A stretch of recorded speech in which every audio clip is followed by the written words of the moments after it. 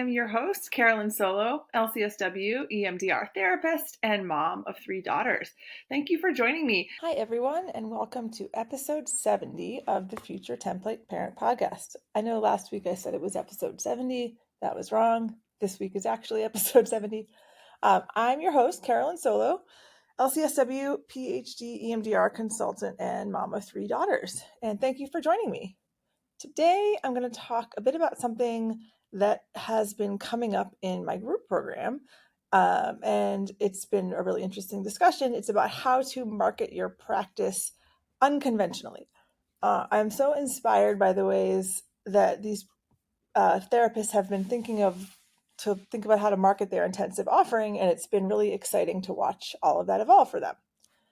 So a big part of the first half of the group course and a big function of the group as a whole is, of course, how to get clients.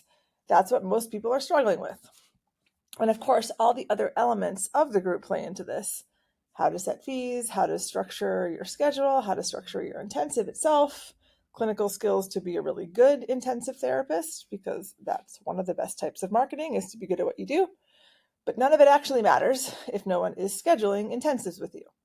So, what do I advise in terms of marketing? And a big part of the group we focus on is, that in-person networking, that thing that everybody wishes they didn't have to do, but in reality, you all have to do if you want people to pay lots of money for your service. One of the things that I have seen people talking about in other podcasts and other places is that cold calling doesn't work. Cold calling, cold emailing. And I don't think that's exactly true. So I did want to highlight that some of the people in my group actually are having success with that. They've technically cold called and have had responses that are turning into connections. One therapist actually reached out to a local psychiatrist on the therapist directory ZenCare, and she did that because she couldn't find an email or a phone number for this psychiatrist who she knew of in the area, knew that this psychiatrist was very well connected, so she wanted to connect with her. And at first she sort of thought, this isn't going to work. I just sent a random message to this person. But the psychiatrist actually responded to her and in a very warm and positive way. And they've actually connected and they're going to meet. So I just wanted to, put in a plug for cold calling, even though people don't want to do it. And of course, they don't want to do it because it's not fun. And there's the possibility of rejection, but it can work, especially if you have a pitch that actually interests the person, right? How does your intensive offering help them? Otherwise, why would they respond to you? And that's definitely something we talk about a lot in the group is what's the angle, what's the pitch that will get someone to respond to that email or that call? And of course, we always follow up, right? One non-response does not mean that no one will ever respond to you. It means that we're all busy and we all forget about emails, and we're all much more likely to respond to that person who reminds us that they exist, a week out, a month out. So follow-up is essential.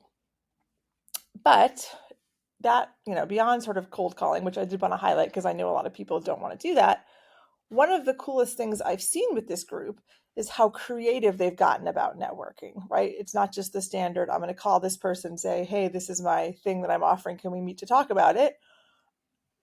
There's nothing wrong with that. And of course it can work, but there are some really cool ideas that people have had about how to get their message out about their intensive offering.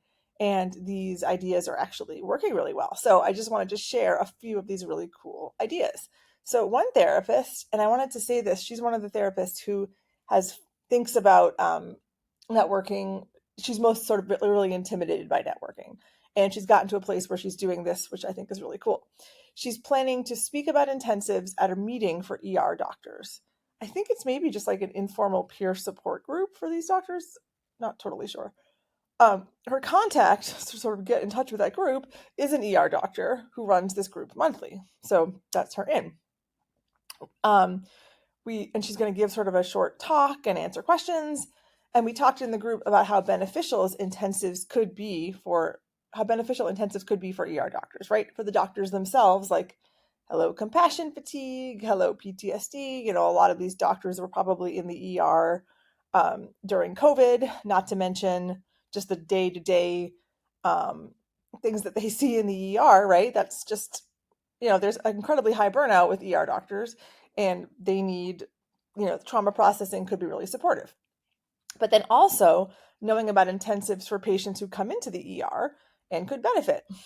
And of course, doctors have lots of other connections in the medical and like medical adjacent community who they could pass on the info to. So lots and lots of ripple effects there.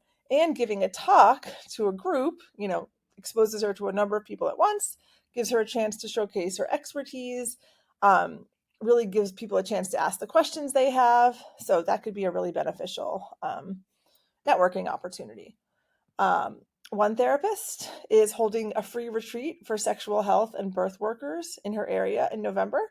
And a lot of it is going to be about, some of it I think is going to be about some sort of resourcing and self-regulation stuff and mindfulness and things, but also an educational piece about intensives and how they could be beneficial to these clients, not just to the patients of these clients, the sexual health and birth providers, but also the providers themselves. And she's offering this for free in November, running it with another therapist, and she's been publicizing it and getting a good response.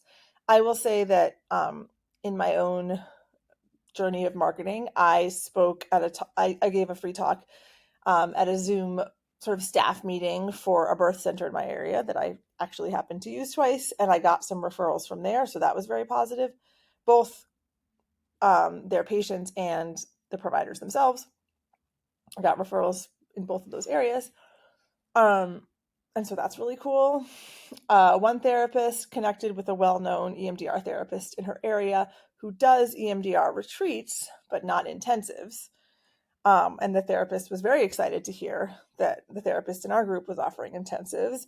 And there was some intimidation factor at first for the therapist to reach out to her because this is sort of a well-known provider in the community and beyond. I think she actually has even like maybe a national profile. But the response was really positive. So we can create these narratives in our heads about why these people won't talk to us, but they're not always true. I mean, maybe sometimes they are, but in many instances they're not, and we're really selling ourselves short and losing a lot of opportunities by listening to that narrative. One therapist, this is so cool, who specializes in working with parents of kiddos with severe food allergies, and sort of the traumas that accompany that, which we can all imagine, is passing out packs of tissues with her practice info on them at allergist practices in her area. Certainly there are private practice marketing people who talk about like bring a food basket, bring lunch. That is not, something you can do at an allergist's office, right? No food, no scents, no nothing is allowed at an allergist's office, right? They have to be very, very hyper aware about anything being brought in. But everyone uses tissues. Everyone needs tissues. If we're talking about allergists, I mean, lots of people who could use tissues, and it's low cost, right? Like, I mean, I've always thought like, great, bring lunch to an office, but that's expensive. Like, I'm not a pharmaceutical sales rep, but this is a much lower cost option, and it's very, very specific to the needs of that population. So I thought that was really cool. I think she may also be getting some stickers made, like with her practice info on them, maybe. Anyway, so a variety of little things, but just like a little tiny gift bag, but that gives the people who take it something useful, but also kind of shows that she gets their needs.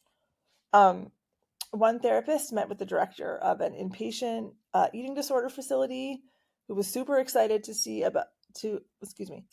about the opportunity for intensives, very much could see the benefit for their patients. Substance use inpatient or, intensive outpatient places, absolutely as well.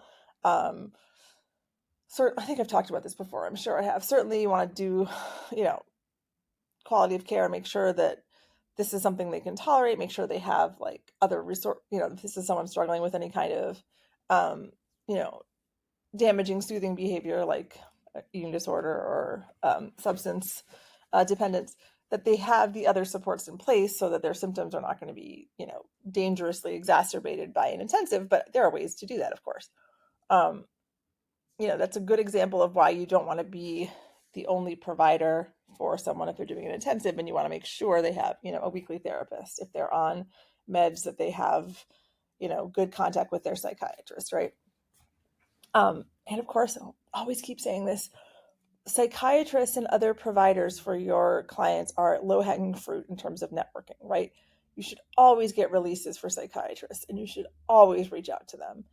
And that's just good quality of care. It's being collaborative, and you're much more likely to get a response from someone if you're like, I want to talk about our mutual client, right? So just a few things there. So one of the amazing benefits of the group that I'm seeing is how much these therapists inspire each other, right? They are hearing each other's ideas. They're seeing the results other members are having. They're having the accountability of the group to move them forward when they set goals about networking and things like that. It's all really inspiring to watch. And the group has developed this beautiful cohesion, and they all, I think, really feel inspired by each other and supported by each other. And it's really been incredible to see some of these therapists who have really struggled to market in the past and found it really hard to get themselves out there. They're now actually doing it. And the group support and kind of the container of the group is really facilitating this. So they can't, hide anymore when they know that there's a group of people who are going to ask them in a week or two. So you said you were going to call those 5 people. Have you done it? Right. So, I think that one of the great things about groups is, and this group in particular, is that like we all know what we should be doing to market our practice or to do whatever hard thing it is that we're trying to do, but we're not doing it. And when you have the accountability of this group, you actually have to do it. So, it's not that this is stuff that people don't know they should be doing, but they're still not doing it, right? And with the frame of the group, they are doing it. So I just think that's incredibly beneficial. And yeah, getting ideas from each other has been huge. Like all these great ideas that I just listed have, sparked ideas in the other therapists in the group. So just a short little episode today, but I did want to share a few gems from this awesome group of therapists that I'm working with. And I hope this has inspired you a little bit to think outside of the box when it comes to your own networking. Is it work? Sure. Is it going to benefit you? Also, yes. So there's always that balance, right? I'd love to know on Instagram what ideas you have to network and market your practice, and what ideas you've tried to get out there and kind of creatively market. I would love to hear other people's ideas so I can share them with others and we can all learn from each other. And of course, if you want support with any of this, please reach out to me. We can work one-to-one. I'm also going to be running this group again in early 2025. So let me know if you want to be on the wait list for that. And of course, follow me at Future Template Parent on Instagram. And that's where I post a lot of my stuff and a lot of the updates come out in addition to on the podcast. And I'd love to help you on your journey. And I will talk to you next week, everyone. Take care.